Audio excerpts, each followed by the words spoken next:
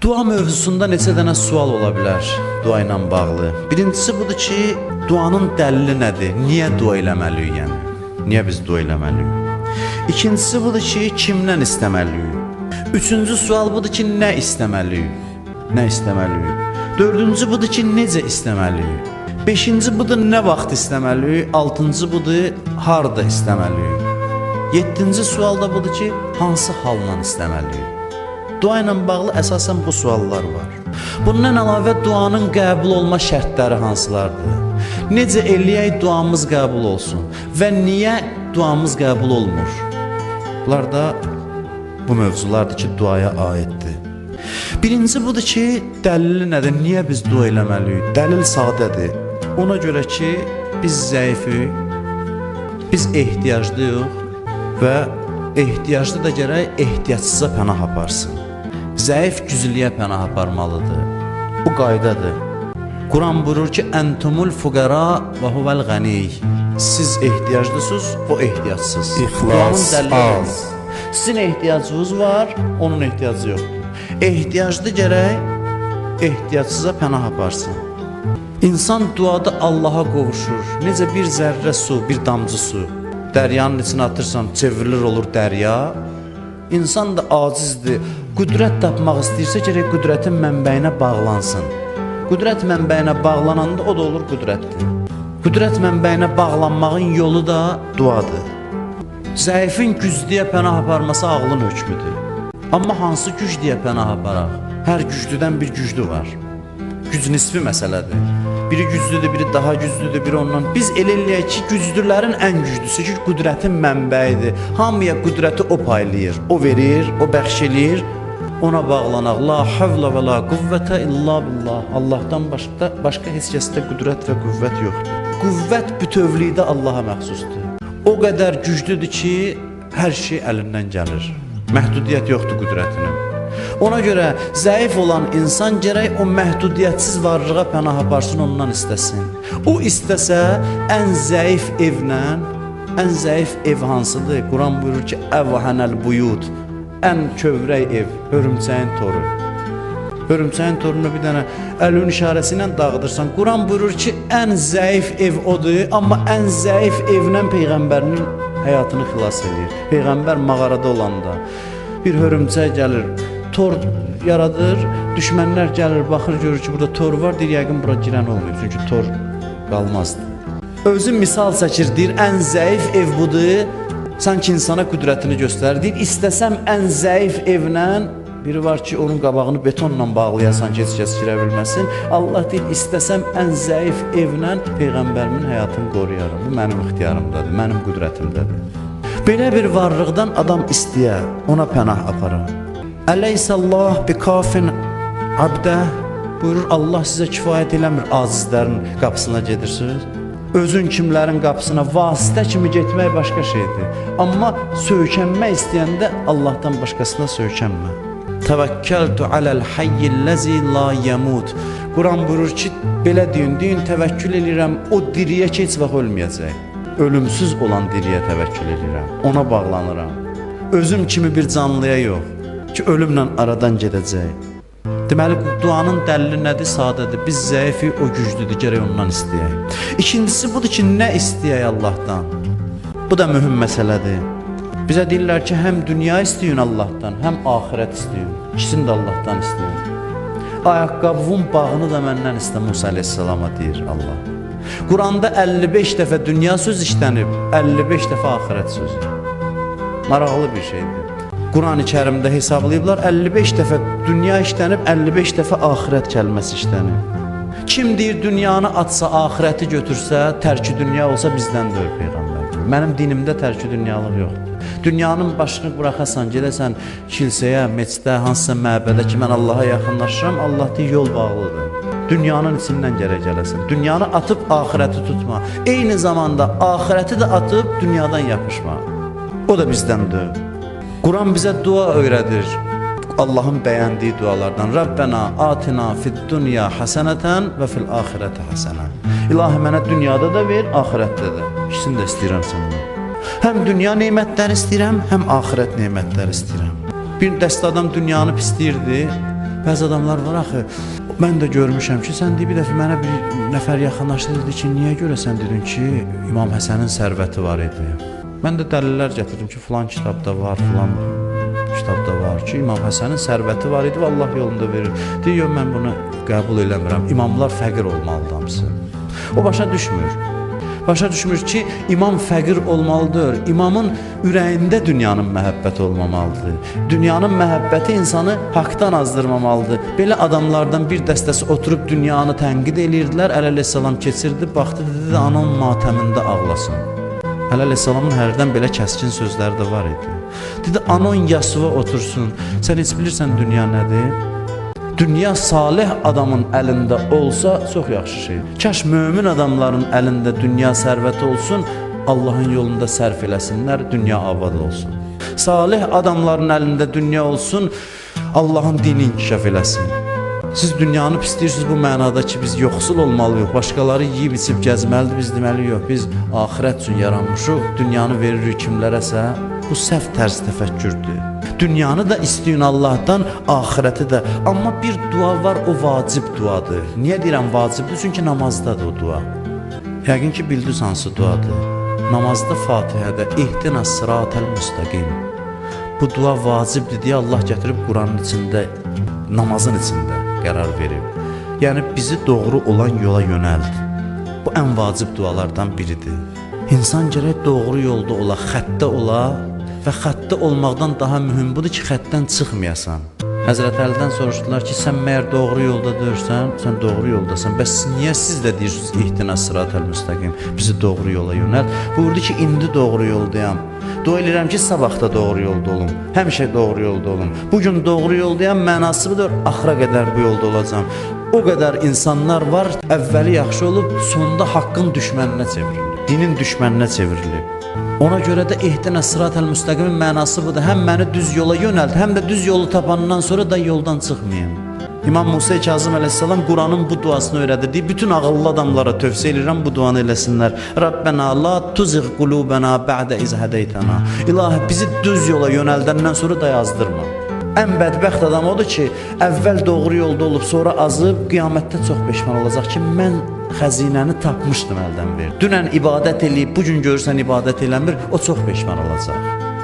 Ona görə insan həmişə diqqətli olmalıdır ki, insanı doğru yoldan azdırmaq ehtimalı var. Bir alim var, indi də sağdır. Dedilər, gəl sizin üçün bir tədbir keçirdək, konferans keçirdək sizin adınıza.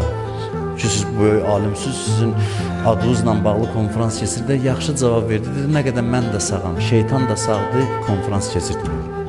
Mən ölərəm, gedərəm, ondan sonra özünüz bilərsiniz. Birdən şan şöhrətim yayılar, cəmaat məni tərifləyər, adıma tədbirlər keçirdilər, şeytan da sağdır və məni bu vasitə ilə haqdan uzaqlaşdırar. Və mən neçə dənə böyük alimlərdən eşitmişəm bu sözü, mərcə-i təqlidlərdən, böyük fəqih alimlərdən soruşublar ki, Allah zəmanət versə ki, bir duam var, o qəbul olacaq, hansı duanı eləyərsən, cavab veriblər, bir dua eləyərəm ki, ilahi axırımı xeyir elə, imanla dünyadan köçün.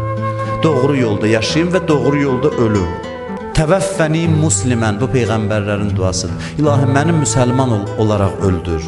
Təvəffəna mə'al əbrar, məni yaxşılarla bir yerdə öldür. Yəni mən öləndə yaxşılara qovuşum. Peyğəmbərlərimizin vəsiyyətinə bax. Peyğəmbərlər vəfat eləyəndə belə vəsiyyət eləyiblər. La təmutunnə və entum muslimun. Neyinirsiniz eləyin vəsiyyət eləyiblər. Çalışın elə olasınız ki, öləndə müsəlman kimi öləsiniz. Bir ömür namaz qılıb, üzü qibliyə dayanıb, ölən anda qiblədən dönməyəsiniz. Ölən anda haqdan dönməyəsiniz. Və hansı şeylər səbəb olur ki, insan aqibəti pis olur? Bir nəfər deyir, getdim alimlərdən birindən soruşdum, dedi kitabı ver mənə. Kitabı götürdü, açdı filan səhifəni, hansısa səhifəni, dedi bax, orada deyim mən gördüm ki, çox vaxtı insanın aqibətinin pis olmasının səbəbi kiçik günahlardır. Bilirsiniz niyə görə? Çünki böyük günah peşmançılıq yaradır, kiçik elirsən, sən nə olsun ki, cəmaat ev yıxır, mən neynəmişəm ki? Mən neynəmişəm dedinsə, evin yıxıldı. Günaha kiçik bilmək çox pis şeydir. Hədisdə var, Peyğəmbər buyurur Əbu Zərə ki, günahın kiçiliyinə baxma, bax gör kimin huzurunda günah edirsən. Birinin görsən abrını aparır, pərt eləyib onu deyirsən, deyir, zarafat edirəm də.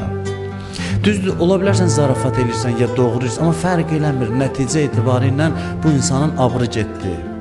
Allah da buyurur ki, kim mənim mömin bəndəmin abrını apararsa, silah götürüb məndən vuruşmağa qalxıb, məni qabağında görsün. Bir nəfər gəldi, yadımdan çıxıb, imamlarımızdan hansıydı yadımdan çıxıb. Ona dedi ki, imama ərz elədi ki, ağa mən Allah ki Quranda buyurub, ud'uni əstəcib ləkum, dua eləyin, mən də qəbul eləyim. Mən nə qədər eləyirəm, qəbul olunur. İmam buyurdu, sən necə dua eləyirsən? Dedi, heç necə dua eləyəcəm? Ürəyim nə istəyir, onu deyirəm ki, mənə vermir. Gəldi Allahdan imama şikayət eləməyə. İmam dedi ki, istəyirsən duan qəbul ola, gərək ədəblər var, ona riayət eləyəsən. Hər şeyin bir ədəbi var, hər məclisin ədəbi var, duanın da ədəbləri var. O ədəb nömrəni gərək yığasan ki, trubkanı götürsünlər, sonra sözü deyəsən. O nömrə yığılmamış, cavab verməyəcəklər. Ona görə bu ədəblərə gərək əməl eləyəsən. Duanın ədəbləri var. Onun ədəbləri nədir? Birinci ədəbi budur ki, ən əsas məsələ halal tikədir. İstəyirsinizsə duavız qəbul olsun, hədislərdə var, çörəyiniz halal olsun, yediyiniz halal olsun. Haramdan qarnına bir tikə getsə, dua qəbul olmayacaq. İnsanlar var, malında xums var, xumsunu ödəmir. Xums çox vacib məsələdir. Xums malda qaldısa, tikə haramdır. Özdə o xums başqa bir ehkamı var. Bəziləri deyir, mən yardım göstərirəm fəqirə, füqara, yox. Yardım başqa şeydir, xums başqa şeydir. Xums ildə bir dəfə malın artıq qalanının 5də biridir. Onu verirlər fəqih, müctəhid və ya icazə verdiyi şəxs özü bilir onu hansı yerə xərcləyir. Seyid malı var, imam malı var, onun xüsusi ehkamı var. O malda qaldısa, nə qədər əli duaya qaldır, dua qəbul olmayacaq. Tikə halal olmasa, tikəsi insanın halal olmasa, duası qəbul olmayacaq. Birinci şərt deməli nədir? Halal tikədir. İkincisi budur ki, duanı Bismillahla başlayasan. Bismillahirrahmanirrahim deyəsən duada. Üçüncü şərt budur ki, Allahın sifətlərini, yəni Allahın adlarını sayasan. Hədisdə var, bir insan əlini üzünün qarşısında qaldıra göyə, bu təvazökarlıq əlamətidir. Allah buyurur ki, mən xəcalət çəkərəm, onun əlini əli boş qaytarım. Ona görə duada əlinizi qaldırın deyirlər. Nə qədər yüksəyə qaldırsınız, bir o qədər təvazökarlıq əlamətidir. Əlinizi qaldırın və Allahın adlarını sayın. Buyurur kim duadan qabaq 10 dəfə desə, ya Allah, duasını qəbul eləyərəm. 10 dəfə yaxud desə, ya Rəbb, duasını qəbul eləyərəm. Və yaxud Allahın bildiğiniz adlarından, ya Rəhman, ya Rəhim, ya Qəfur, ya Qəffar, ya Kərim, ya Əlim, nə qədər Allahın adları var, ya Nur, ya Quddus, bunlar hamısı Allahın adlarıdır. Hansını bacarırsa duadan qabaq o adları çəkin. Ondan sonra nədir? Ondan sonra buyurur ki, Allahın verdiyi neymətlərin birazını say, hamısını saya bilməzsən, amma bir hissəsini. Təzə şey istəməmişdən qabaq əvvəl deyən ki, filan şeyləri vermisən mənə. Sən mənə sağlamlıq vermisən. Sən məni əvvəl insan yaratmısan. Mümkündür, başqa şey yaradardın. O sənin ixtiyarındadır. Məni insan yaratmısan, mənə ağıl vermisən, məni hidayət eləmisən. Nə qədər bacarırsan? Hədislərdə, Quranda deyəsən, bəli, Quranda var ki, ağaclar qələm olsa, dəryalar mürəkkəb neymətlərini yazıb qutara bilməzsiniz. Amma nə qədər bacarırsan neymətləri say, sayandan da sonra bir dənə əlhamdülillah dinən. Dinən, Allah, bu verdiklərimə görə əvvəl şükr edirəm sənə. Sonra da duanın qəbulu üçün nə şərtli buyurur? Salavat dinən. Duanın əvvəlində də, axırında da salavat desən, deyir, salavat hökmən qəbul olunan duadır. Allah əvvəllə axırı qəbul edib, ortanı eləməmək Allaha yaraşmaz. Ola bilməz məclisin yuxarı başına çay verələr, aşağıya, ortaya verməyərlər.